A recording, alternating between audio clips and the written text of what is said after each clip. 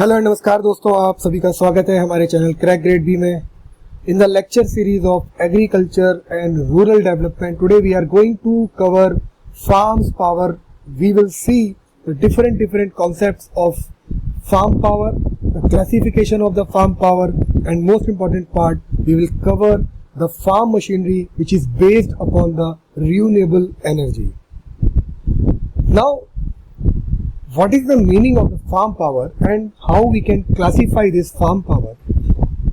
Farm power is an essential input in agriculture for timely field operation. What is the main motive behind this? It will increase the production and productivity of the land. Mostly farm power is used for operating different types of machinery like tillage, planting, plant protection, harvesting, threshing machinery and other stationary jobs like operating irrigation equipments, threshers, shalers, cleaners and the graders. So main motive of the farm power is to increase production in a very effective and timely manner with the help of the engineering and technology which is prevalent in nature. How can we classify this farm power? We can classify the farm power in 5 sections. The first one is human power, second one is the animal power, mechanical power. It includes tractor, power tillers, oil engines, electrical powers, renewable energy, biogas, solar energy and wind energy. In renewable energy, it is very important part because nowadays you are seeing that most of the conventional resources are exhausting. So our agriculture system is totally depends upon the renewable energy. First, how human power help in agriculture productivity, in agriculture activity? First of all, human power is the main source of operating small implementation. We all know that India is the country in which small and marginal farmers are in a very big quantity.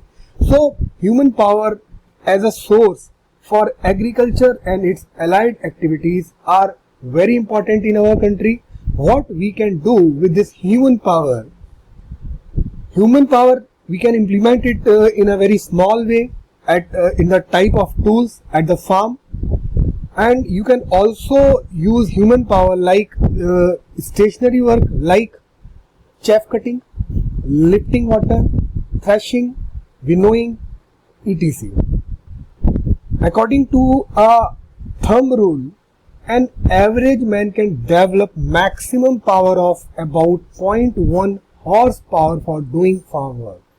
In this figure, you can see how much activities can a human do in agriculture and its allied sectors like weeding, winnowing, paddy nursery collections, nursery transports and paddy transplanting.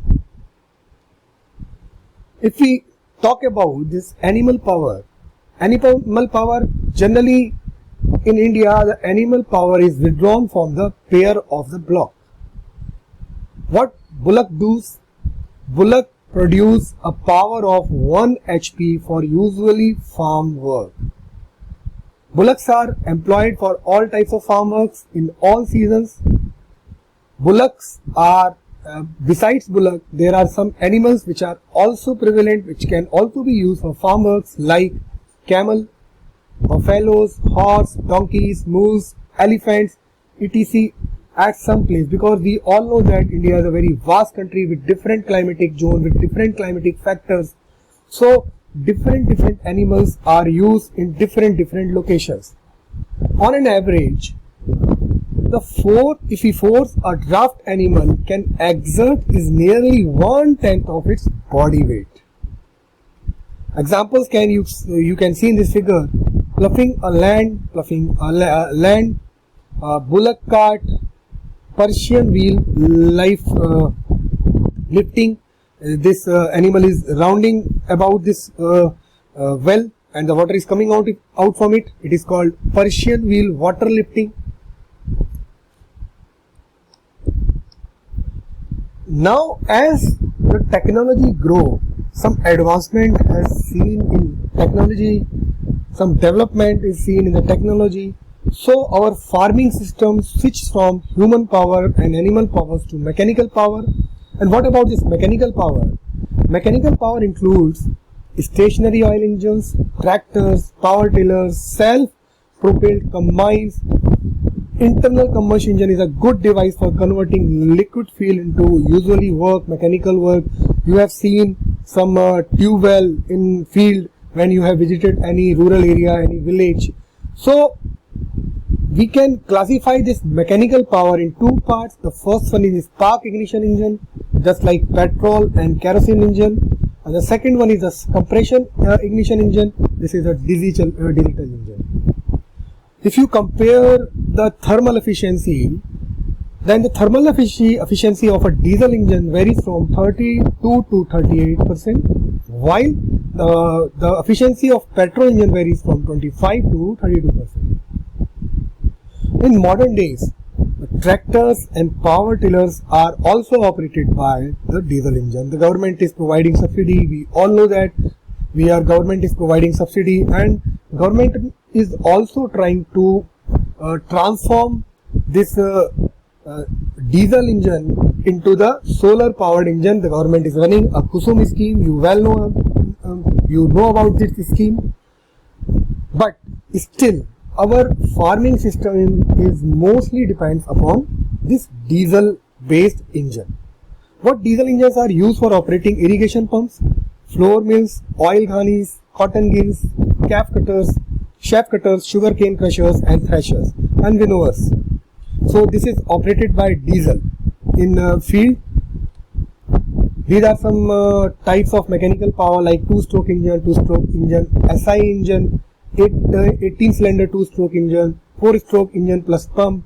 So generally you see this pump in a field.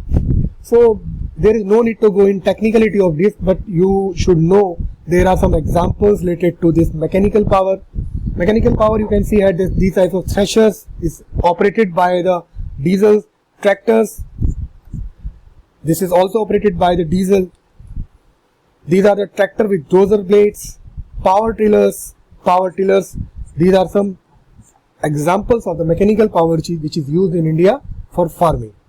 Now what about this electrical power? Actually electrical powers, the benefit of this electrical power is it is clean and very useful for our farming.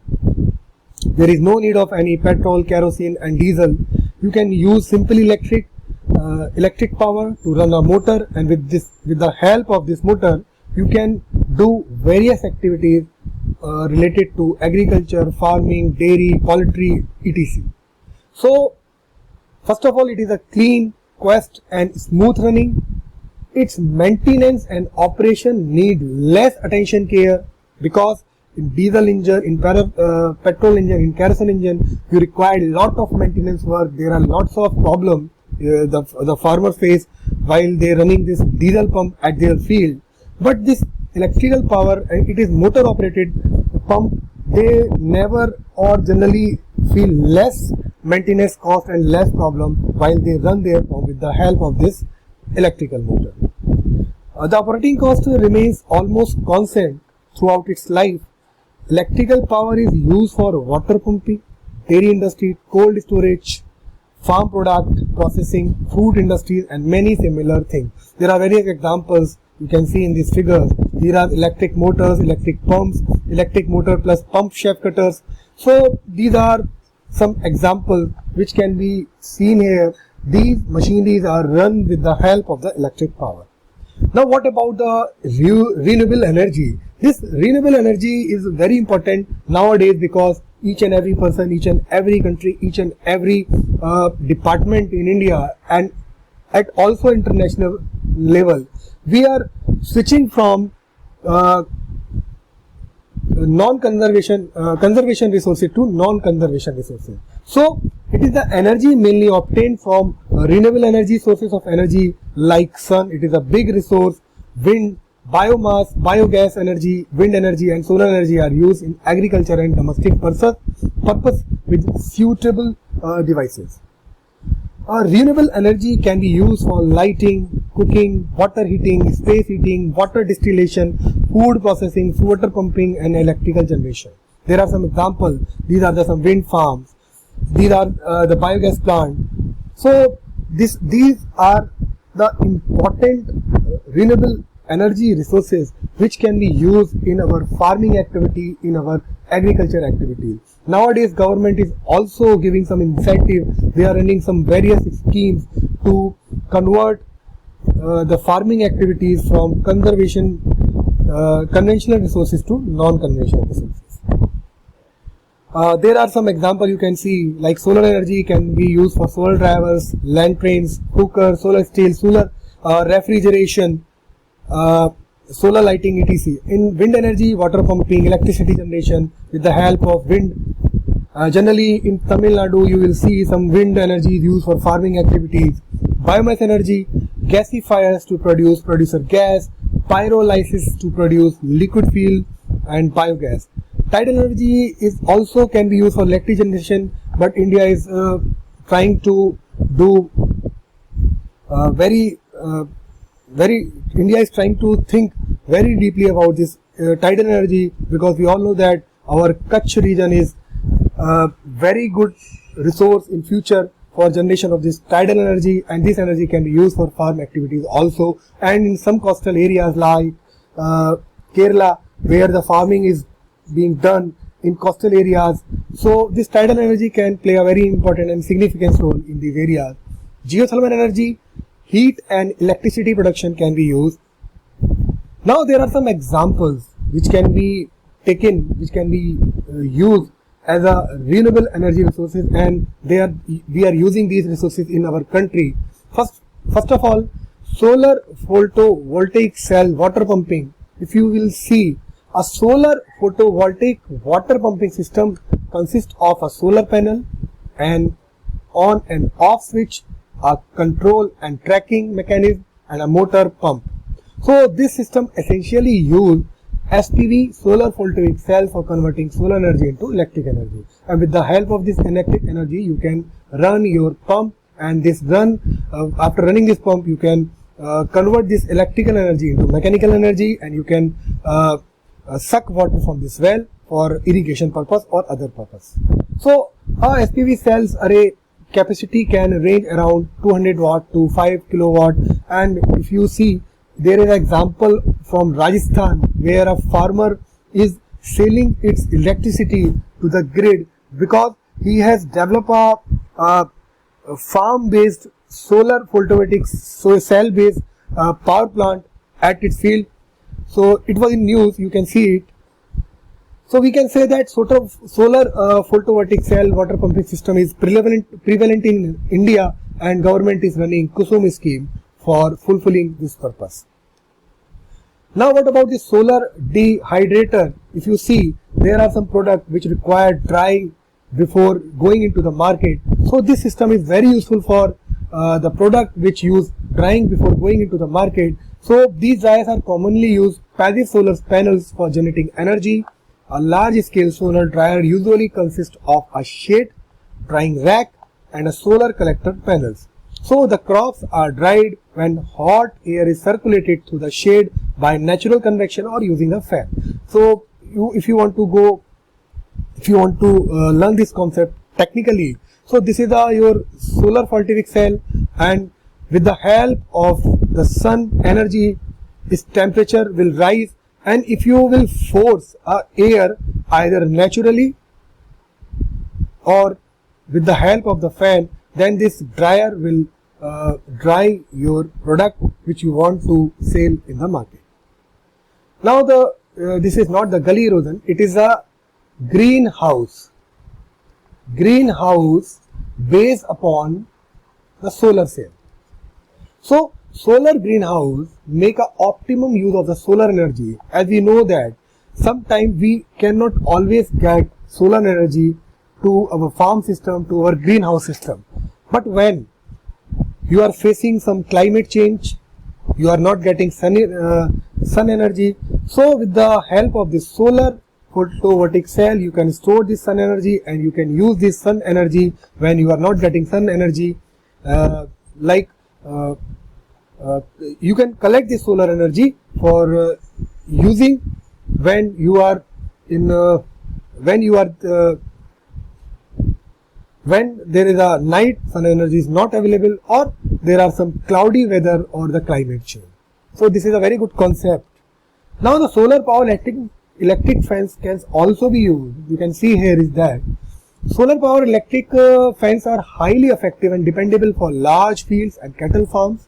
These fences typically consist of the SPV units as a source of power and energizer that produce high voltage impulse of 8 kW emitted in intervals of 0.9 to 12 seconds along with 12 batteries.